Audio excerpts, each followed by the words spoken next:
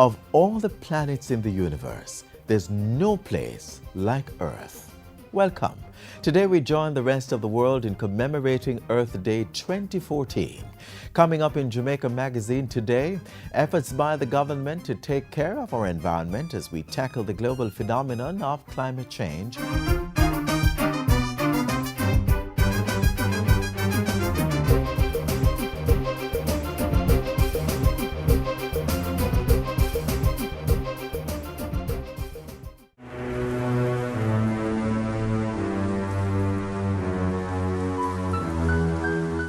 That can easily change if we allow the cutting of trees, forest fires, animal grazing, crop cultivation, or improper dwellings to destroy our forest reserves. Help preserve Jamaica's flora and fauna. If you know or suspect that someone is hurting our forest reserves, call 1-888-FORESTS. Remember, protecting our forests means sustaining our lives.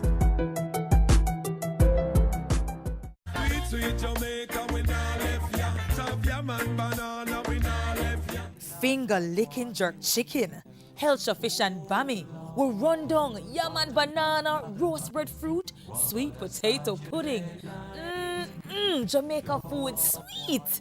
So let's make a pledge to use more local produce and less foreign goods. Let's grow what we eat and eat what we grow.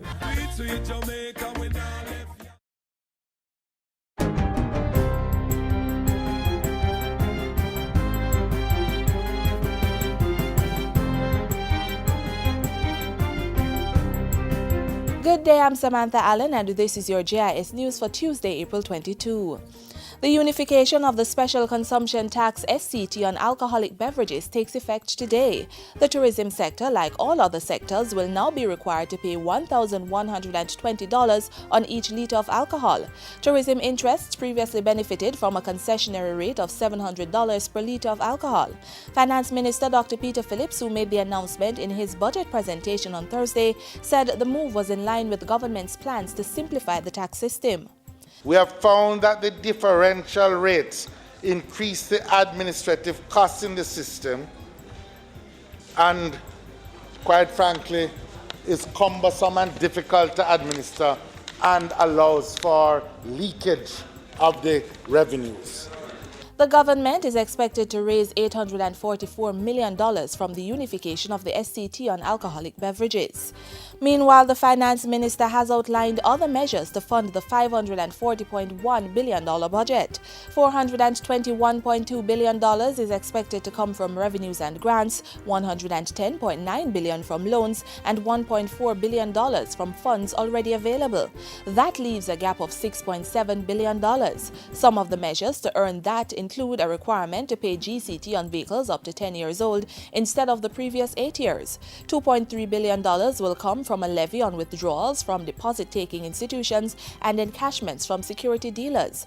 The levy ranges from 0.05 to 0.1% and will include electronic banking, point-of-sale transactions, and checks. Less than $1 million, the levy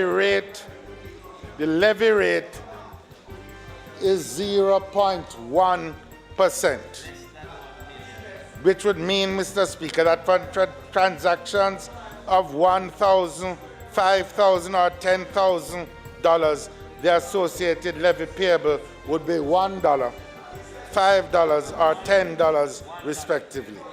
The tax package also brought some relief for citizens. Effective January 1, 2015, persons will be taking home a greater portion of their salaries when the income tax threshold increases by $49,920.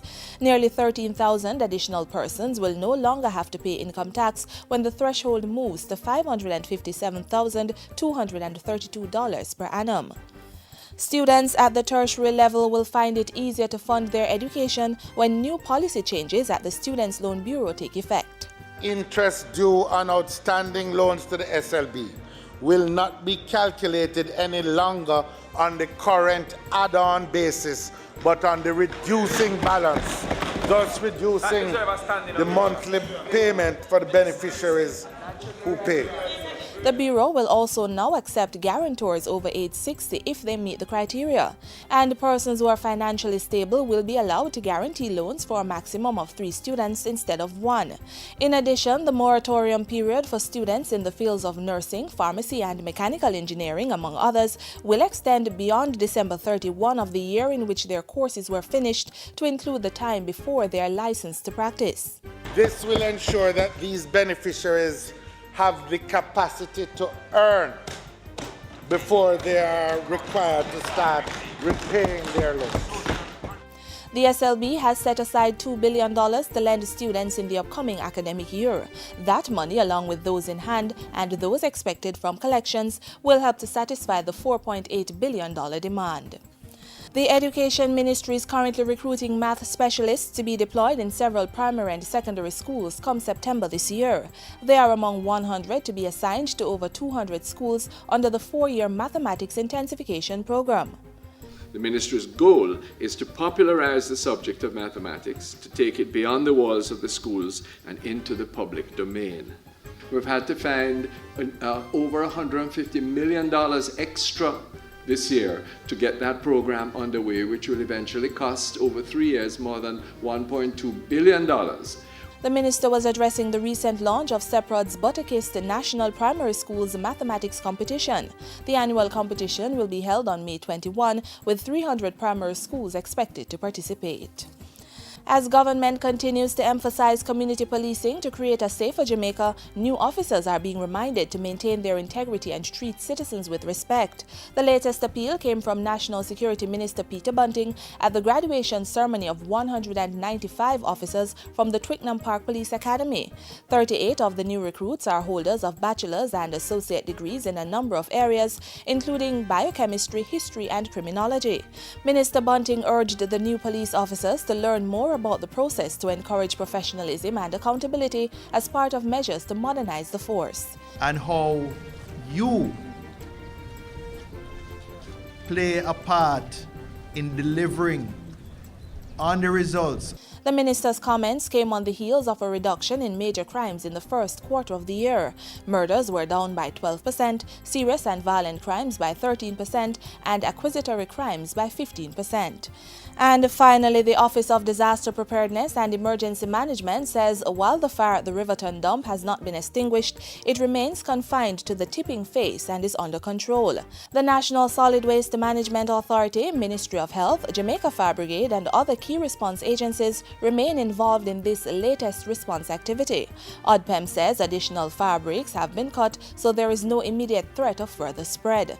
The general public is meanwhile reminded to heed the precautionary measures to avoid igniting fires and take the necessary safeguards to protect life and property. And that's it for JIS News Today. I'm Samantha Allen. Thanks for watching.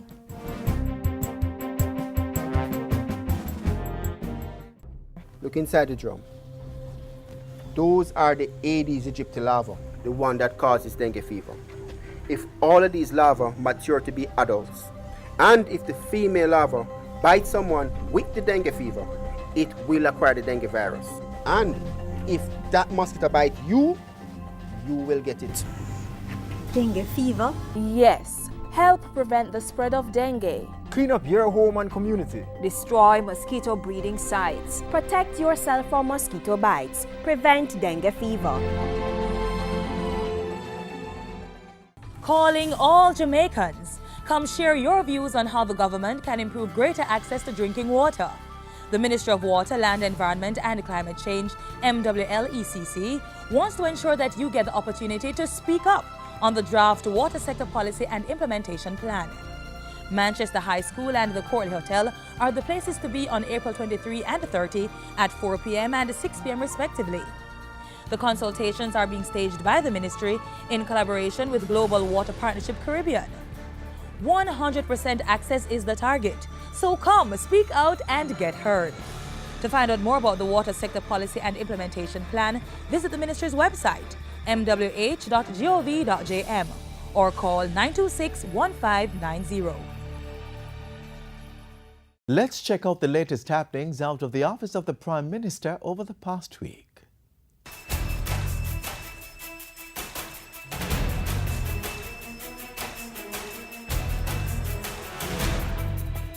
NHT launches mobile unit to provide services for rural residents. Prime Minister opens new market at Rocky Point, and I condemn every attack on any child in this country.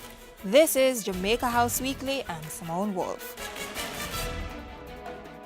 As the minister with direct responsibility for the National Housing Trust, Prime Minister Portia Simpson-Miller is ensuring that rural residents are able to access the services of the trust to increase their options for home ownership. This follows the launch of the NHT's mobile unit in Mile Gully, Manchester last Wednesday. Mobile NHT will seek, ladies and gentlemen, to reach these persons, to have discussions with them and to advise them about the opportunities which are available through the NHT and to bring them fully on board. The mobile unit will initially focus on districts in Clarendon, Manchester, St. Elizabeth, Hanover and Trelawney. Rural development is something that I am dedicated to. And so residents in Rocky Point, Southeast Clarendon are now benefiting from improved services by government.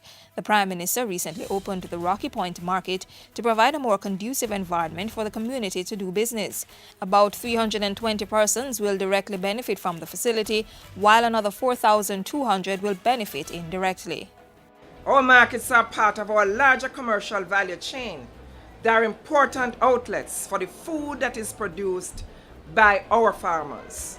The Rocky Point market was upgraded by the Jamaica Social Investment Fund through a $54.7 million grant from the Caribbean Development Bank Basic Needs Trust Fund. The community contributed another $5.6 million to the project. Meanwhile, the Prime Minister also used the opportunity to condemn all acts of child abuse and called for Jamaicans to take care of the nation's children. I condemn every attack on any child in this country. If they're misbehaving and you don't like, take them to a teacher, a pastor, a community leader, a person that can demand respect and doesn't beg respect. Please do not abuse them. There's a new basic school for residents of the Belfield district in St. Catherine. The Marley Hill Basic School, which was built at a cost of $24 million, was officially opened by the Prime Minister last Tuesday. Our position as a government on the reform of early childhood education remains rock solid and non-negotiable. Notwithstanding the serious resource constraints facing our country, no child must be left behind. This school is a legacy for the community. And this means that the community must own, protect, and preserve this school from any kind of vandalism. The Marley Hill Basic School is the second of 9 early childhood institutions to be opened under the Jamaica 50 Legacy Project. The first was opened in Westmoreland. Marley Hill was built by the Culture, Health, Arts, Science and Education Chase Fund. And finally, Prime Minister Simpson-Miller and her cabinet have again paid respect to former Prime Minister and President of Trinidad and Tobago, Arthur A.N.R. Robinson. Last week, the Prime Minister and her team visited the office of the High Commission for the Republic of Trinidad and Tobago to sign a condolence book. Mrs. Simpson-Miller said Mr. Robinson was one of the region's most accomplished leaders who strongly advocated for the sovereign rights of Caribbean people. And that's it for this week's edition of Jamaica House Weekly. Join us next week for the latest from the office of the Prime Minister.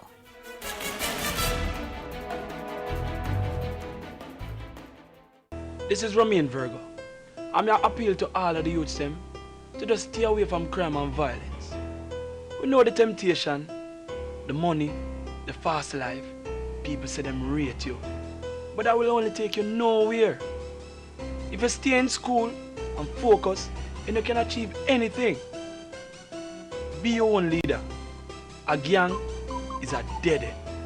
A message from the Ministry of National Security. What about sunrise? What about rain?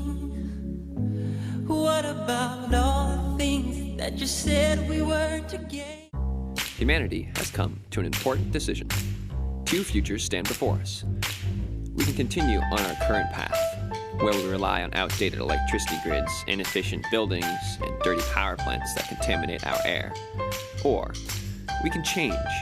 We can create greener cities where solar panels and wind turbines power our homes, where buildings use less energy and save money, where our air and water are cleaner, our quality of life is better, and our economy is stronger. And here's the thing, this cleaner, more sustainable future is within our grasp. To get there, we need to rethink old conventions, improve energy efficiency, and invest in green technology. Most of all, we need to stand up for the future we deserve. Join us. It's time to green our cities.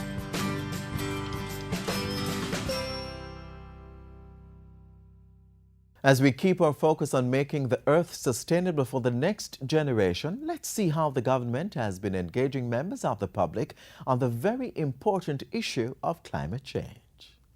Extreme heat, extreme cold. Weather conditions around the globe have been going from one end of the scale to the next. In the winter of 2013, temperatures dipped to record levels in North America, Europe, and Asia. It's forcing countries everywhere to stop and take stock, to seriously re-examine the issue of climate change. Thus, the government of Jamaica, through the Ministry of Water, Land, Environment and Climate Change, has embarked on a series of public consultations on the draft Green Paper for the Climate Change Policy Framework and Action Plan. The first of these consultations with residents of St. Mary, St. Anne and Portland.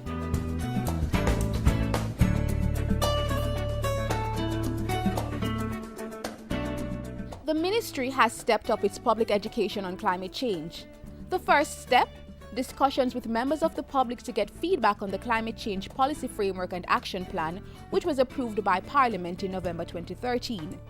The discussion began with a simple definition of climate change. Climate change involves distinct changes in measures of climate, lasting for long periods of time, resulting from human activity. So it's not just variation that would be normal, but these are long-term changes, almost permanent changes in the weather over time. We need to get the message out. And although it is currently very popular, the whole education about climate change is somewhat behind, because it's with us and it's all around us. Longer droughts, heavier rains, more severe droughts, varying extremes. And these extremes can cost the country millions. Severe droughts, heavier rains, and intense storms spell disaster. Like Hurricane Ivan in 2004, which cost Jamaica $36.9 billion and wiped out 8% of the country's gross domestic product that year.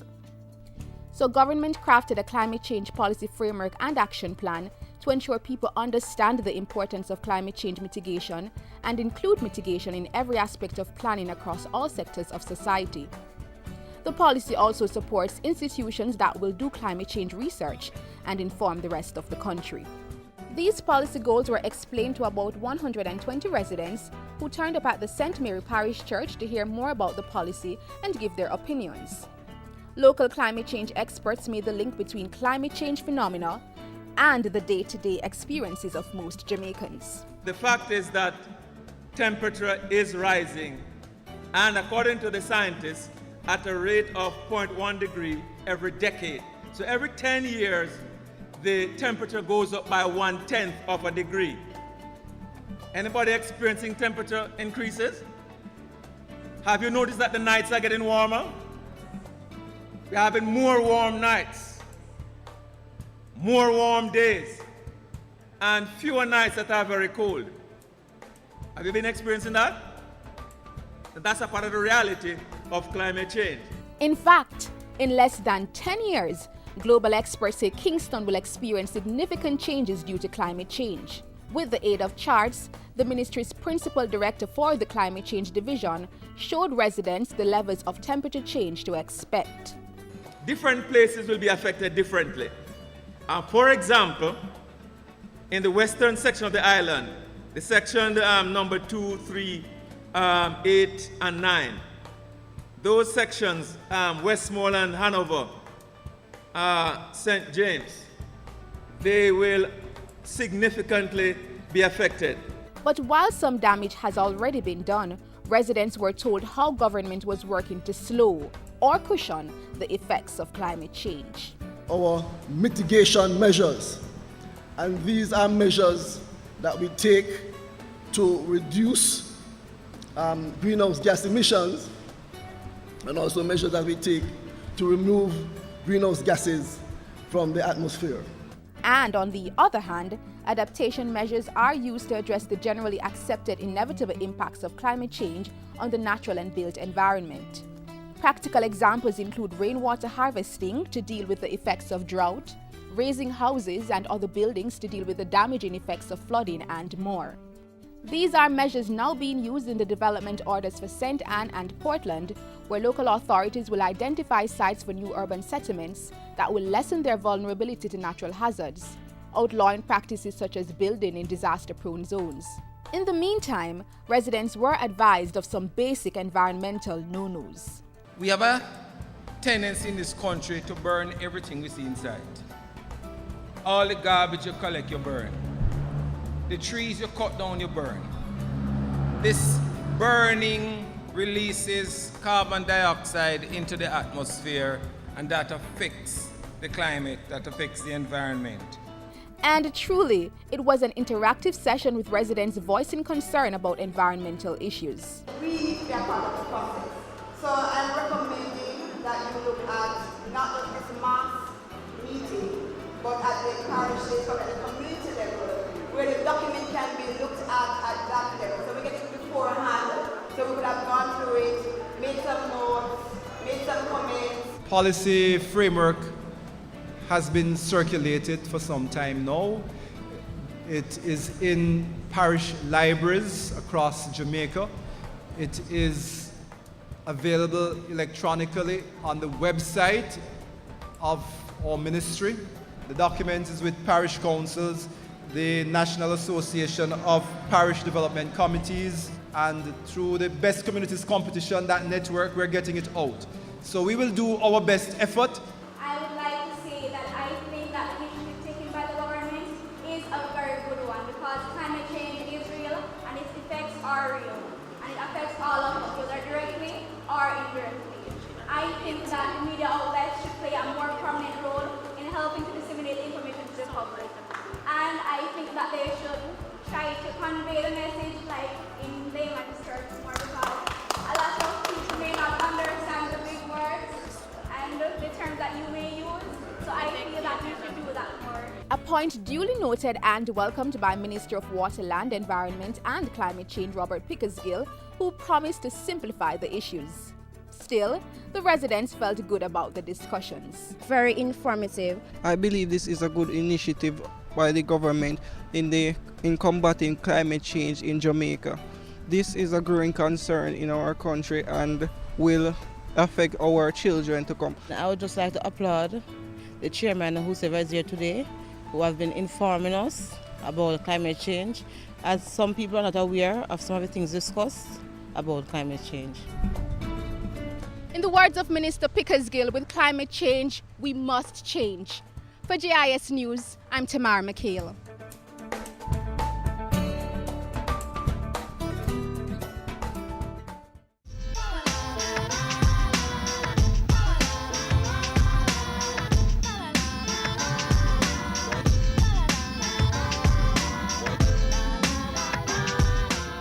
Climate change do a lot of things, you know.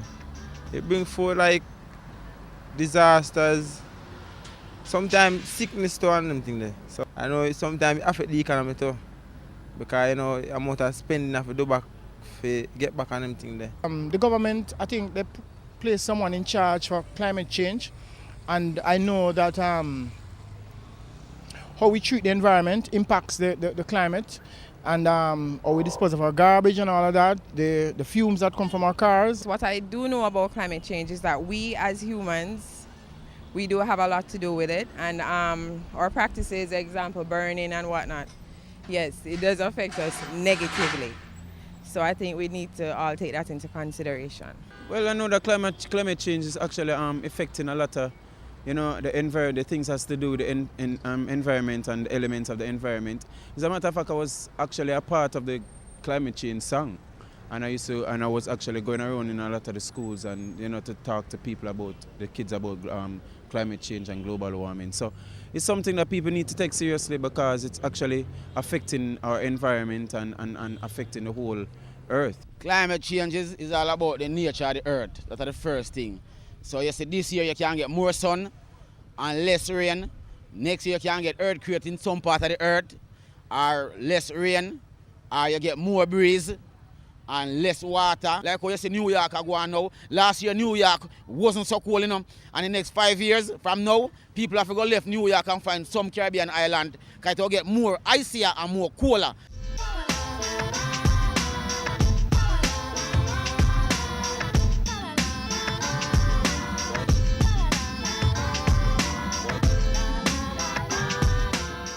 There'll be a better tomorrow. There'll be a better tomorrow. There'll be a better tomorrow. There'll be a better tomorrow.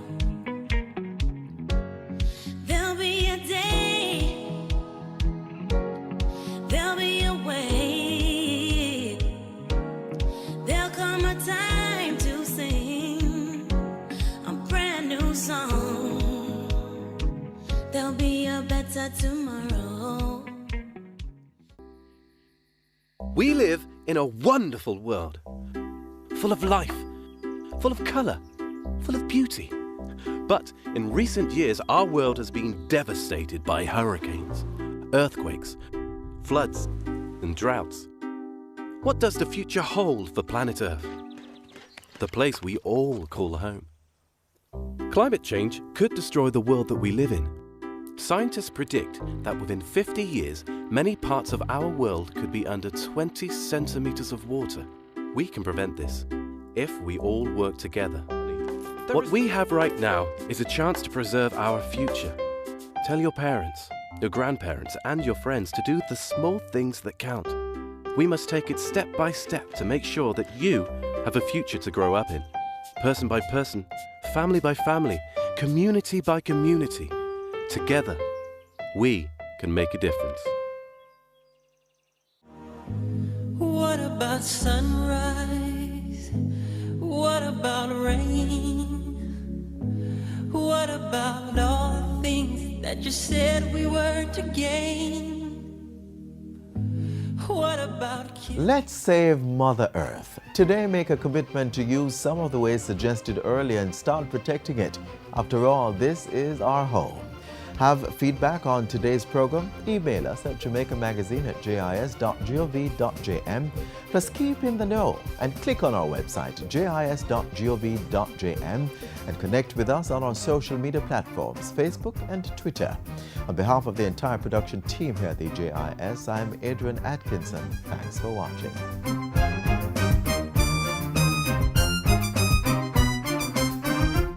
This has been a production of the Jamaica Information Service, the voice of Jamaica.